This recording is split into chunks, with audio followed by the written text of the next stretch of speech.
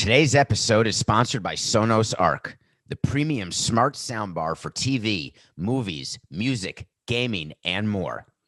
Stay tuned for additional details about Sonos Arc later on in today's episode. Here you go. Here you go.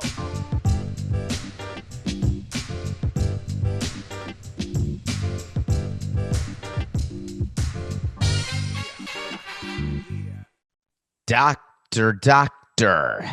Nothing personal. Word of the day, Wednesday, May the 26th, 2021. The word of the day is doctor. Coke and I were going through the words of the day. He never heard of the Thompson twins. The band, the Thompson twins, as in Doctor.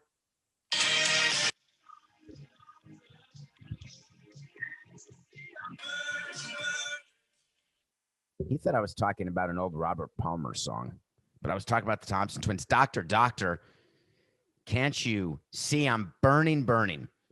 Why is the doctor word of the day? Baseball is a funny sport. No one wants to hear about injuries. No one cares. If your team isn't performing because your best players are injured, next man up is what people say, fans say, players say, executives say. Eventually you run out of men. The Mets bring in Cameron Maybin, who I love. Don't get me wrong. He just can't play Major League Baseball anymore. They've had so many injuries. They just traded for a AAA player, and I completely forgot his name because I read it like at 4 a.m. this morning. I'm going to say Billy McKinney, Coca, and I'm going to be wrong because that's an NBA player. Former executive, actually, with the Pacers, I believe. Why are the Mets bringing in all these people? Because they have 16 players on the injured list. We said that injuries were going to be a major problem this season, and it turns out that it's worse than I thought. And the reason that the injuries are happening, I'm not talking about it again with you all. Go to a previous episode.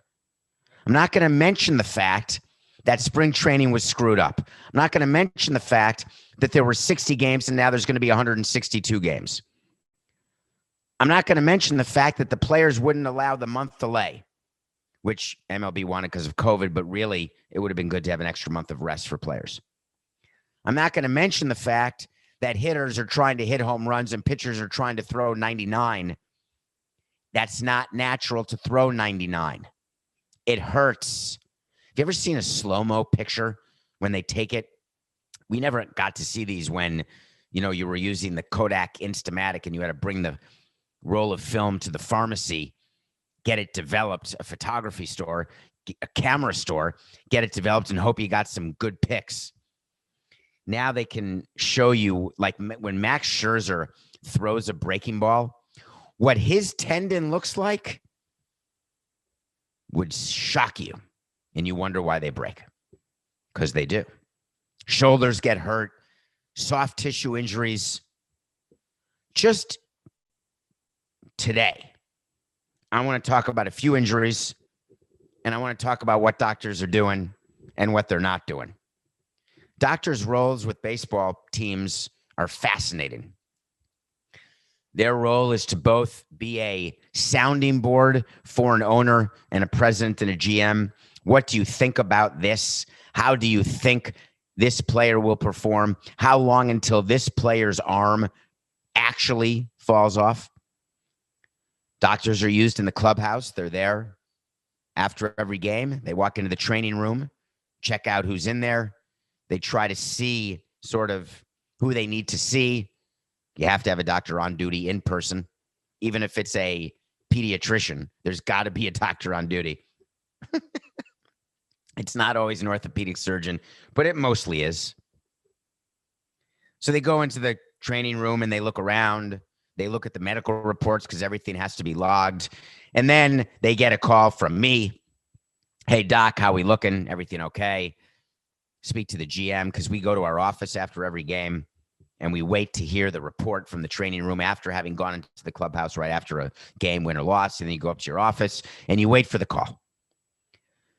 Sometimes the call comes and says, hey, we have a situation. We'll know more in the morning. That was never good enough for me. I wanted to know right then. I wanted a player to get an MRI right then and there. And when you've got the right connections, which every baseball team does, a player can go into the MRI tube after a game. Some stadiums have, and including Marlins Park, the Lone have, that's what we should call it, Coca, where the Marlins play. We're going to call, actually, let's call it the Depot. At the Depot, because it's Lone Depot, there's a capital D, so I think you have to have inflection in your voice. Lone Depot Park, we put in a x-ray room and a big machine that was paid for by not us. And you want to get answers because you have to make corresponding roster moves. So when a player gets hurt in the middle of a game, we would go down to the clubhouse, see what was going on, and then immediately start the conversations with our minor league development people, with our traveling secretary, and with our clubhouse guy, because we were going to have a player move the next day. So the Yankees are playing a game. It was not the pick of the day, but it certainly could have been. Corey Kluber had his first start since his no-hitter. You knew he was not going to throw a no-hitter. You knew the Yankees were going to lose the game because that's what happens after a no-hitter. We won with the Tigers. I can't remember when Spencer Turnbull had his first start after his no-hitter. I think that was recent. So Corey Kluber's pitching, goes 3 innings, and all of a sudden, he's gone. What happened? And the Yankees announced after the game that Corey Kluber suffered from what they called shoulder tightness. Let me explain to you when a team says something's tight: shoulder tightness, elbow tightness, forearm tightness. They had some tightness in their side. Tightness is the word we use when we're not willing to tell you anything other than you're going to ask us because we pulled him after 3 innings. We have to give you an answer. And so we're going to give you the most generic answer of all time, and you're going to report it, and the fans are going to believe it, except we're going to mislead you. You're going to mislead the fans who you're talking to, and we're all going to live happily ever after. And the reason why we're misleading you is shoulder tightness is not a medical condition. It is not a diagnosis. It is not the result of an exam. It is nothing. Ooh, I feel some tightness. What does that mean? Ooh, I got some pulling. Ooh, I got a little cramp. Ooh, do you ever get the toe cramp when your feet lock up or your shin and you can't move and you cry and you fall to the floor? Tightness. So Corey Kluber leaves the game. He goes to the clubhouse. He says, man, I got some tightness. That's not what he said. He said, I have pain. He says, I couldn't loosen up. So we always say the opposite of loose is tight, therefore you're tight. What loosening up for a pitcher means is that their mechanics have to change in order for them to get any sort of velocity. And they know, as a veteran pitcher, rookies don't know it, so we have to watch them. But veterans like Kluber know if he changes his mechanics in any way to make up for anything that's going on with the release of his pitches, he is risking yet a different injury than the one that is causing him to have to change his mechanics in the first place. On the bench, we can look out at a pitcher and know when he's going to have to come out of a game. We don't have to look at the speed gun because we'd look at a warm-up pitch or we'd look at a regular pitch on a 2-0 count when we know a fastball has been called, and we look and say, man, was that a changeup? And then the catcher looks into the dugout, and we're looking down at the catcher, and then the manager and the trainer go see the pitcher. Here's another little hint when you're watching a baseball game. When the manager doesn't come out, everything's fine. When a player is not a star player and it's all the way in the outfield, the manager generally won't come out, and it could still be semi-serious, but then the trainer goes out and then watch to see the speed in which the trainer goes. All sorts of little clues you can have as to how bad an injury is. All you got to do is look and know what you're looking for. So Corey Kluber comes out of the game. Yankees are off this amazing streak. I think the best they've had in 90 years of starting pitching results, scoreless innings. Kluber's out. They announce shoulder tightness. He's going to get an MRI. The result of the MRI will not be shoulder tightness.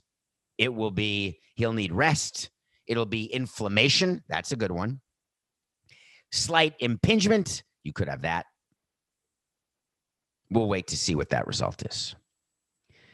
We use injuries to inform us how we're going to deal with our roster, but we also don't disclose them, not because we don't want the fans to know. That doesn't even enter the equation. We don't want to disclose because there could be competitive reasons to not disclose. Joe Girardi has been lying to you from the beginning about Bryce Harper's forearm injury.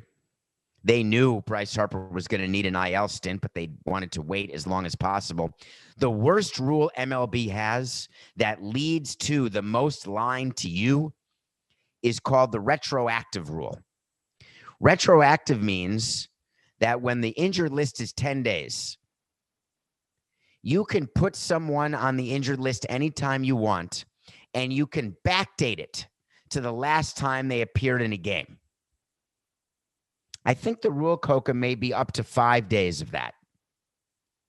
I don't think you can go the whole 10 days. I think you can only do 5. Why is that in my head? I couldn't possibly tell you on a random Wednesday morning. So if Bryce Harper doesn't play for 4 days and then he gets put on the injured list, he doesn't have to sit out 10 more. He has to sit out 6 more.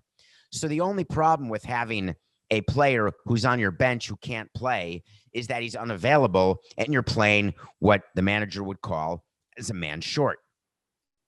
But I was okay with us playing a man short because you don't want to put a player on the injured list unless you know for sure he needs to miss the full 10 days.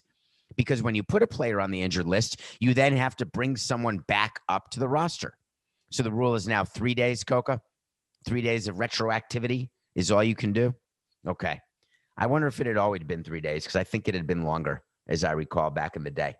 But maybe it's always been 3. But in any case, so Joe Girardi tells the media, yeah, Bryce Harper, fine, everything's fine, good, fine, injured list. And everyone's up in arms. Everyone's upset that Joe Girardi was misleading. And you know I'll come on down on Joe Girardi anytime I can, but not for this.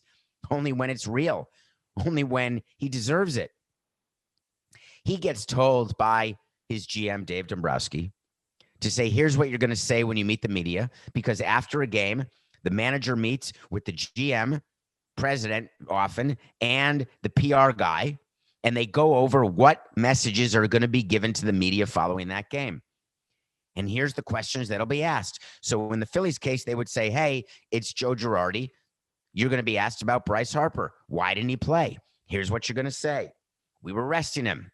Scheduled day off. That works once. Second day, he needed another day. We just wanted to be extra precautious. Next day, in an abundance of caution, he was available, but we just didn't use him. That's another one we use. So he goes on the injured list. People get unhappy. Why? I don't want another team to know when we have a pitcher or player who's not available to play. We get a list before each game, which pitchers are available and which pitchers are not. Because there's a chart that's kept when the last time the pitcher pitched, how many innings he pitched, how many pitches he pitched, and whether or not he's available.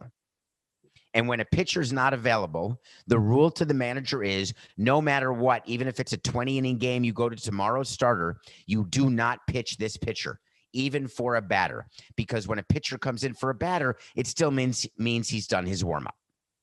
So we've got the list. We don't have to give that list to you or to the other team or to the media or to anyone.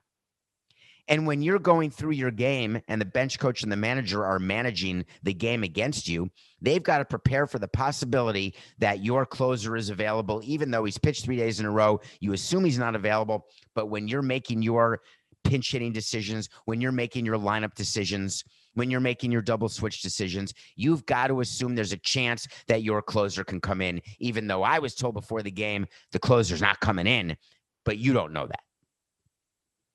That's competition. It's like putting a foreign substance on the ball when you're pitching. It's like stealing signs. Anything that we can do to make you not win a game against us, we're going to do. What's the big deal? Sometimes, however, there's no reason to hide. When a player has a compound fracture, you're not going to say he's got shoulder tightness.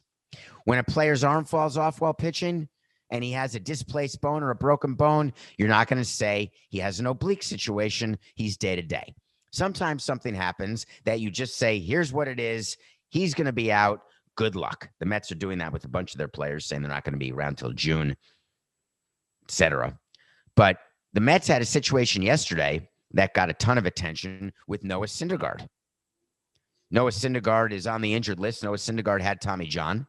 Here's how Tommy John works. They actually take a tendon from another part of your body, stick it in your elbow, attach it to what needs to be attached to, and say, there you go, good luck. You keep your arm in a locked position for a little while, then you start rehab, physical therapy. Eventually you can throw a ball, touch a ball, then you can throw from 120 feet, then 90 feet, then you can get on the mound, then you can throw a bullpen, then you can throw a simulated inning, then a real inning, and it builds and it builds and it builds, etc. There is something that happens in Tommy John recovery where there is what's called a normal expected setback. A normal expected setback when you are recovering from Tommy John is when you're pitching and you feel something tight. Do you get that? You actually feel something grab and you get totally scared after you have had Tommy John. And when you feel something's wrong on your release, you immediately stop. Sometimes that's the getting rid of the scar tissue. Sometimes that is just something moving into place, settling into place. Sometimes it's totally normal and it doesn't set back your recovery at all. It's actually part of your recovery. Other times you're recovering from Tommy John and you have an actual setback in your recovery. An actual setback is when the timeline for returning to the mound gets pushed back. Noah Syndergaard got removed. He was throwing I can't remember, Coco. Was it a simulated game? I actually don't remember whatever it was, but he got removed, and there is some concern that he's got a problem, and the Mets have no incentive to mislead you because, A, he's an impending free agent, not signed to a long-term deal. B, the Mets are not going to acquire a pitcher because Syndergaard is hurt. They already counted on him being hurt. That's the other reason you never tell the truth about an injury, because you don't want anyone to know that you're desperately out there trying to acquire a player to replace the injured player. But the Mets will announce exactly what happened to Syndergaard as soon as they know, which will be today, because you get the MRI immediately, you get the results immediately, and there's no reason to mislead us. So I'm concerned for Syndergaard because sometimes when you're recovering from Tommy John, you don't make it. We only hear about, hey, he's back from Tommy John. You know, the Mets, of course, are going to say no one's overly concerned. It's preventative. That's what Luis Rojas said. You can expect speed bumps on the road, he said. You're right. That's what I just explained, but it may not be. I don't think the Mets are lying, though. I think we're going to be fine with Syndergaard. I think he'll be on the team. But just don't panic if you're a Mets fan. But the craziest doctor story of the day, by far, not even close, actually, was Zach Plesac.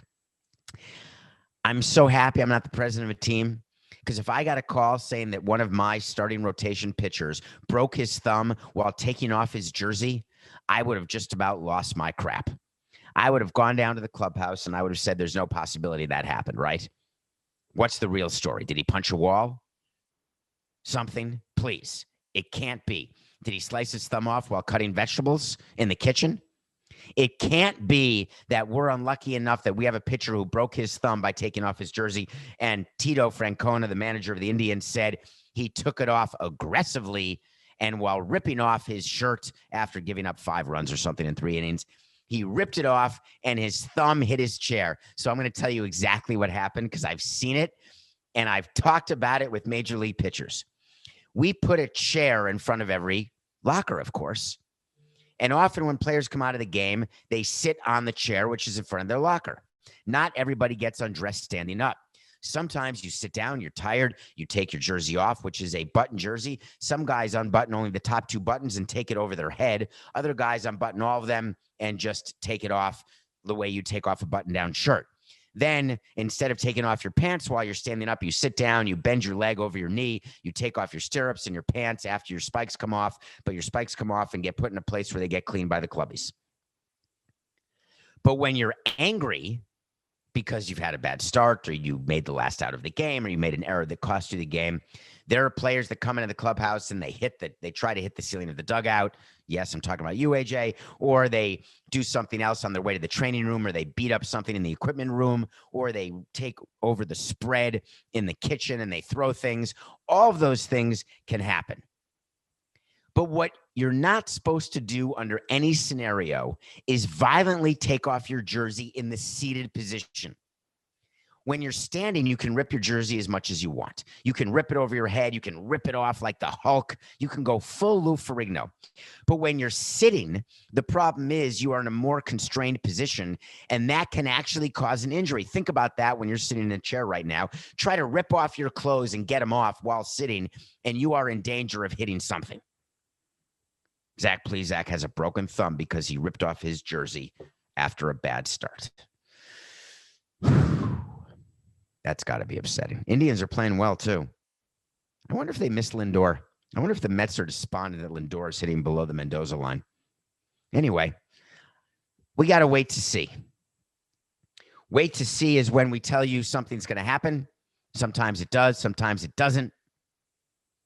I'm concerned about my wait to see from 2 days ago that the Bucks and Heat are going to go 7.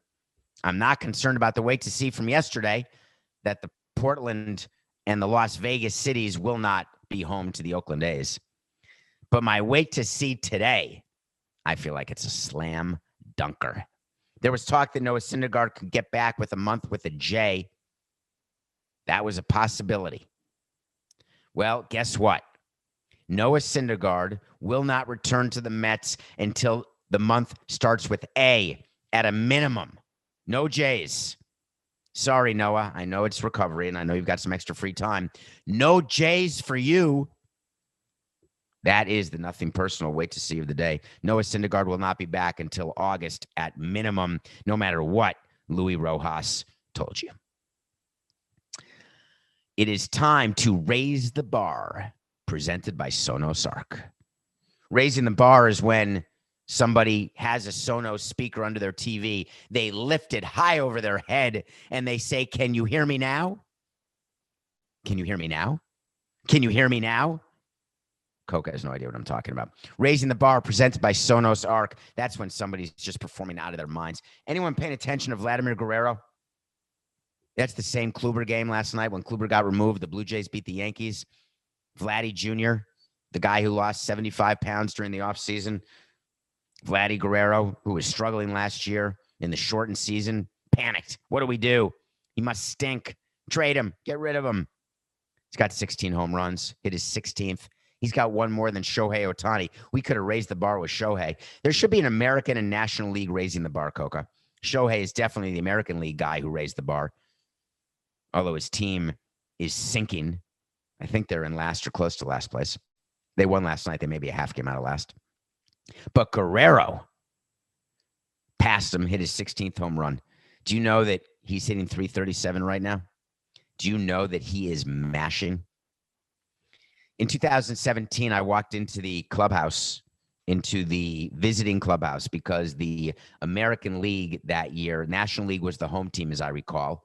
It switches off. It has nothing to do with the park, by the way, because it determines, it switches off. So it used to be that the All-Star game, here's a little nugget for you. It used to be the All-Star game used to switch between an American League and a National League city. They would go back and forth, and they stopped that. They had a bunch of National League teams in a row or a bunch of American League teams in a row. It's not back and forth now. It only has to do with which communities will build stadiums for teams. Those are the cities that get the All-Star games, or they'll do something with historic in nature, like with Philadelphia getting it. I think they're getting it in 2020 something, maybe 2026, Coca, to celebrate some, is it the 250th anniversary of our country? I'm probably getting that wrong. But anyway, so in 2017, the National League, we hosted the All-Star game in Miami, and we're a National League team. But it happened to be the year that the National League was batting last. They were the home team. And on Monday, of All-Star Week, or maybe it's Sunday night, actually. Of course it is. It's Sunday night because Monday night's the All-Star, is the Home Run Derby. Sunday night is something called the Futures Game. That's when they bring all of the young players who you've never heard of, and they play in a game, and it's super fun to watch because many of them are going to become good players. Vlad Guerrero Jr. was in that game. I went into the clubhouse because I hadn't seen him since 2001. And so I hadn't seen him in 16 years, since he was a little kid who was raking. And I went in to talk to him, said hello to him. We spoke for a few minutes. We spoke about his dad. And I reminded him that I'd met him. We talked about Senior. And Vladimir Sr. was at the game. He had bought a suite for the All-Star game, and I got to watch an inning or two of the All-Star game with Vladimir and catch up with him, who I hadn't seen in a bit. And what I noticed about Guerrero Jr. back then is what you notice about any second-generation player. They are not overwhelmed by any scene. They're not overwhelmed by a big league stadium, by big league airplane. They're not overwhelmed as the life of a big leaguer because they've grown up around it. And one of the great adjustments the players have to make when they get to the big leagues is, are they ready to be a, quote, big leaguer? Not from a skill standpoint, but from a lifestyle standpoint. There's a huge number of players who don't make it in the big leagues because they're not ready at all to have the major league lifestyle, and they don't get enough rest. They party too much. They don't take care of themselves, and they do what normal 22-year-olds would do, or 19 or 20, 21, 23, 24, and they've got a little money coming in every 2 weeks. They're spending it. They're not spending it wisely, and they're not realizing that what they did to get there is nothing compared to what they need to do to stay there. Vlad Guerrero Jr. was not like that. He was on it. And he was so skilled with a Hall of Fame father that he could mail it in. But he was so dead set on being like his dad and better than his dad. All the way back 4 years ago, he was ready to be better than his dad because he was so competitive with his dad. Because the way Vladimir was with Junior, it was not coo. It was a goo. What do you say to a kid, Coca? Like, goo, goo, goo, goo. That sounds like what you say when you're eating Cocoa Puffs. I can't believe I can't think of the word. What is it? Is it goo, goo, gaga? Goo, goo, gaga. Thank you, Coca. Goo, goo, gaga. No, that's not how Vladimir Jr. got treated by Vladimir Sr. He didn't get coddled. I'm happy for Vladimir Jr. I really am. I got to tell you, do you know what Senior's doing right now? Loving life. Anyway, we're sponsored, aren't we, Coca? Raising the Bar, presented by Sonos Arc. Vladimir Guerrero Jr. has raised the bar, leading the league in OPS, home runs, batting .337 at the age of 22. Vladimir Guerrero is going to Coors Field in July. You can bet your bippy. Now, wouldn't it be cool to get Vladimir Guerrero? If we can get Stanton healthy, bring in Pete Alonso, bring back Nolan Arenado's little to the fans of Colorado. Can you imagine them in the home run derby? Holy shnikes. What about Acuna? What about Shohei? If Shohei Ohtani does the home run derby, Coca, what can I say that I'll do that I would really do? I can't say I'll eat the rundown. People always say that. I'll eat my paper because it's on a computer. You know what? We will do, they're doing something next week on Levitar. They're doing a 24-hour episode, I think. That may not have ever been announced yet. Has that been announced, Coca? Uh-oh. Should we edit that out? Okay, ready? Here we go.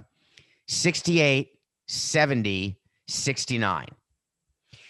Can you imagine if a popular #1 podcast decided to do a 24-hour show and how crazy that would be to stay up for 24 hours? If Vladimir Guerrero is not an all-star in Coors Field this July, nothing personal, me and Coca, I didn't get pre-approval. We didn't talk about this before the show. Me and Coca will coordinate and schedule and do a 24-hour nothing personal show. You got that, Coca? Are you in or out for that? Because I'm going to need you to cover about 4 hours of that. I can give you 20, but you're going to need to do 4. Okay, we're going to go to break. When we come back, we're going to review a movie with Amy Adams, Julianne Moore, Gary Oldman. Oh my God, what a cast. And we are going to get to, I guarantee you, a conversation, tiny one, about LeBron and about the Mavericks and about Porzingis and about COVID. We will be right back. Don't go away. Welcome back to Nothing Personal. My name is David. We get to review a movie every single week. No, we don't. Cut that. 40, 69. Welcome back to Nothing Personal. My name's David Samson. We get to review a movie every single day here on Nothing Personal, and we get to review it with our Sonos equipment that they were so generous to not send us. I bought all the Sonos equipment because it's the best. They have sound bars. They have apps. You can listen to the radio. You can watch TV. You can control everything from your phone. And it's one button. You press it. Want me to play music for you right now by pressing Sonos? I can do it. Do you want me to be in violation of all the copyright rules known to mankind? I can do it. I just got an alert, by the way, 10 minutes ago, that Amazon is buying MGM Studios for $8 billion. Coca, can we just change for a minute and talk about what Amazon is doing? This is not part of the show, but I guess it is now. Anyway, Sonos, I got to finish that. Get Sonos, please. I have it. It's amazing, and it's worth it. It's totally worth it, especially when you watch a movie every day. Is everyone paying attention to what Amazon is doing? I'm just curious if you are. Do you know how Amazon makes its money? They make money because if you have an app and you're a Prime member and you go on and you shop on Amazon and you're getting your movies on Amazon, you're getting your groceries on Amazon, you're going to Whole Foods and you're using Amazon. You think you're just buying books on Amazon? You're buying everything. They've got you. Amazon then said, we've got another thing we want to get. We want to get live sports. So they're dipping their toe in that by getting the rights. I think they have the Thursday night NFL package. Everyone's all excited. Amazon's getting into that. Guess what else Amazon's going to get into? Your pocket in every way, and they're controlling it.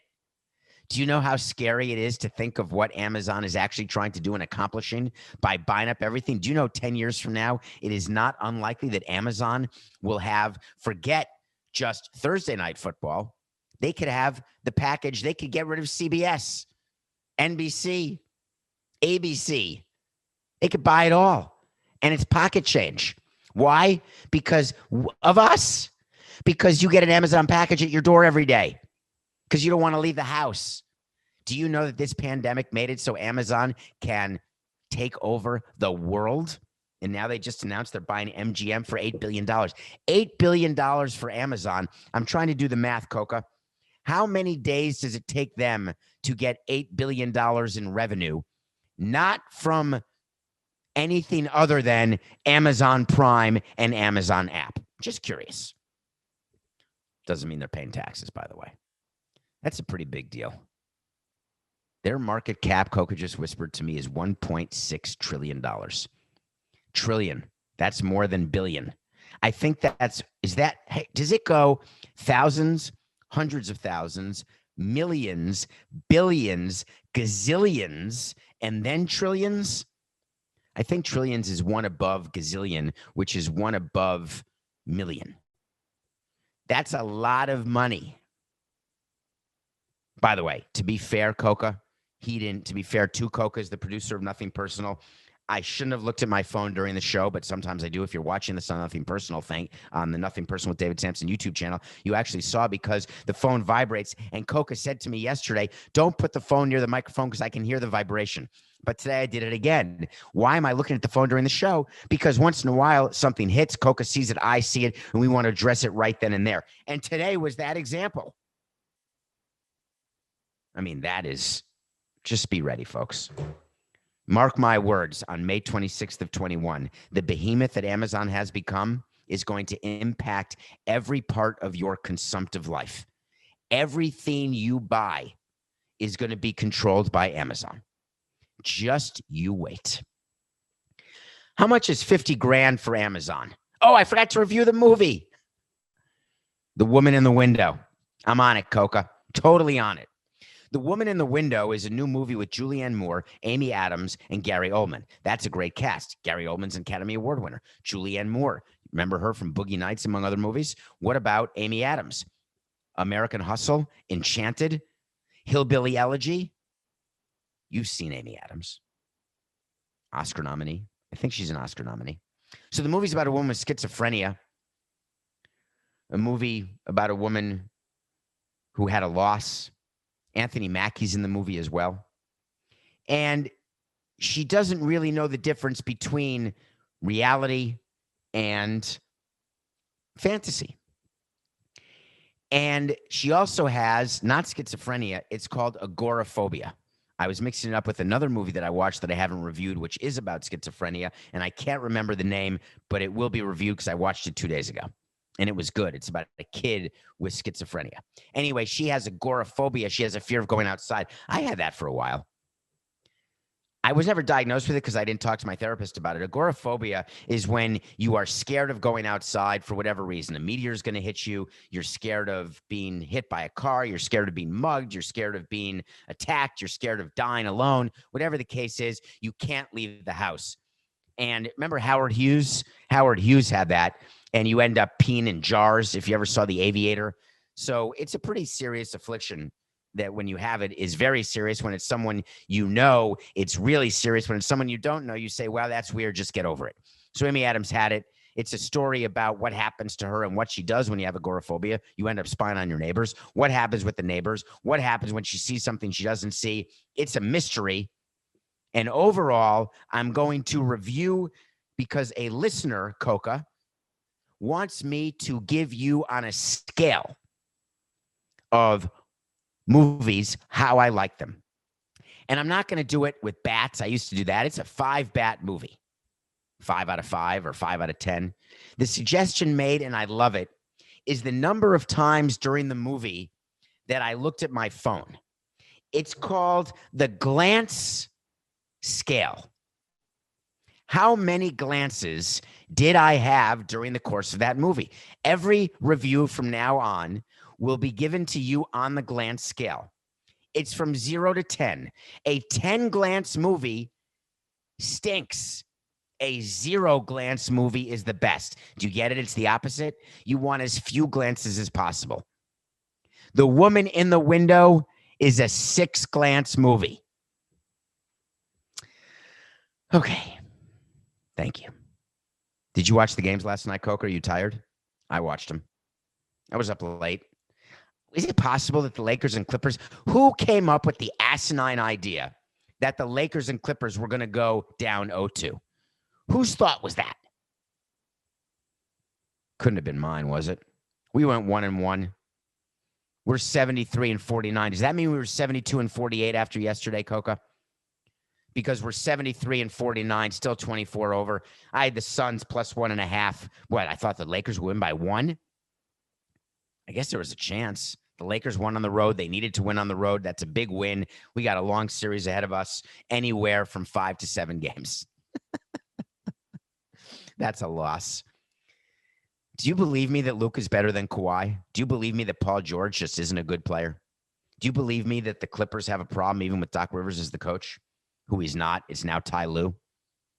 Do you get that? Remember last year, Doc Rivers was the coach of the Clippers. They lost in the playoffs. They were up 3-1, and I think they lost to the Nuggets, and they had to get rid of Doc Rivers, who went to Philly, and they brought in Ty Lue, and everything was going to be good, and Paul George said, we're good. Kawhi said, we got to play together. Everything's fine. But during the course of this season, there were so many instances when the Clippers were saying, hey, we're not good enough. We're not ready. We don't have the intensity. Well, they drew a first-round matchup that nightmares are made of. And the matchup is against the Mavericks, who have the best player in basketball right now. Although people are going to say it's the Joker. Luka's just unreal. It's not Westbrook. It's not LeBron. It's not AD. I'm sorry. It's just not. Luka's good. Mavericks are up 2-0. They were getting 6 points. All right, I got to go to baseball today because something's going on that I have to talk about. The Tampa Bay Rays had won 11 in a row. They lost yesterday to the Royals, which is huge because that means the Rays are my pick of the day. The Royals, as you remember, started off, they were the team talk of the town in May. They were 16-9, I think, on May 1st, and now they're somewhere around 500. George Brett, the very famous Hall of Fame Royal, who is now an advisor, talked about that they've got to turn it around. They've got to start playing better. Yeah, whatever. They're going to lose 90 games, George. You know that. The Rays also started slowly, and now after winning 11 out of 12, they are doing quite fine along with the Yankees and Red Sox. Watch for the Yankees and Rays to compete for the AL East all season. The Red Sox are going to fade like a painting that does not have the proper glass over it that's being hung in the sunlight. Tyler Glasnow is pitching against Mike Minor. Take the Rays. We're taking a break from basketball just because this pick is too good and I want it. Tampa Bay over Kansas City. So if you watched the game last night, the Dallas game, you watched Kristaps Porzingis, the Knicks player, who was then traded to the Mavericks. You watched Porzingis play, and you were thinking to yourself, wow, I'm glad he played, but didn't he violate some COVID thing that I read? Yeah, you did. You read that right. Porzingis was fined $50,000. I want to give you the quote. He violated a rule which, quote, prohibits a player from going into any bar, club, lounge, or similar establishment, regardless of the player's vaccination status. We'd like you to get to 85% vaccinated because we're going to relax some of the protocols. But even when you're vaccinated, you can't go to bars, can't go to clubs, can't go to lounges, can't go to, quote, similar establishments. I'm not sure what a similar establishment is to a bar, club, or lounge. Let's think about it, Coca. Come on, right now. What is similar to a bar, club, and lounge? Is it a hotel room where you've got 10 people over and you're serving drinks? That's sort of loungy, but there's beds there. What about if you go to a barbecue, except there's a bar and there's music? That seems similar. If it's an outdoor place where you have to pay for admission or there's a limited capacity, that could be a similar establishment. What if it's a tequila party, a sanctioned event that takes place? Coca's worried that you all have LeBron fatigue. I don't have LeBron fatigue. How come LeBron wasn't fined or suspended for what he did, but Porzingis was fined $50,000? How come people don't realize the double standard that exists with superstars in the NBA? I think they do, but they don't talk about it enough. Well, even the NBA got nervous yesterday. Leagues don't often reply to social media pressure. When it comes to race and diversity and equity and inclusion, there's a lot of reaction because you want to be on the right side of history. So you do statements, you do programs, you do hirings, you do all those things. When it comes to COVID, you understand the political nature of this pandemic. I think we all do. We understand the issue that's going on with vaccinations. I think we all do. But the league makes COVID protocols. They negotiate it with the players' unions. And those protocols are not political in nature. They are meant for the sole purpose of getting through a season to get to the playoffs, to get the broadcast revenue that is received by these leagues during the playoffs. And while the rules can be tight and strict, the application has to be consistent. And the NBA decided to react to your, in the media, your fan base on social media, your concern that LeBron is not treated the same as every other player. And they released a statement that said LeBron was not fined because he briefly attended an outdoor event where participants were required to be vaccinated or return a negative test result. GMAB. We got you, Adam. We got you. You briefly attended? Was he wearing his Fitbit timer that he had to wear during the bubble? Did you interview witnesses who said LeBron James arrived at 7:14 p.m. and left after 3 tequilas, 4 autographs, 10 pictures at 7:42 p.m.? Does that count as brief? 28 minutes? Was he there an hour? Is that brief? In a 5-hour event, I went there an hour. I was briefly stopped by. Briefly. I walked in, I walked out. It's like going to Wisconsin. That's a Stripes reference. I don't understand how the NBA, an official league, can say he briefly attended an outdoor event. And then you talk about the fact that vaccinations were required, except Porzingis was fine because he went to a place and it didn't matter about his own vaccination. That's the purpose of being vaccinated, folks. The reason that I'm annoyed at this issue is that I want the NBA to just one time acknowledge, one time for me, there are the LeBron rules.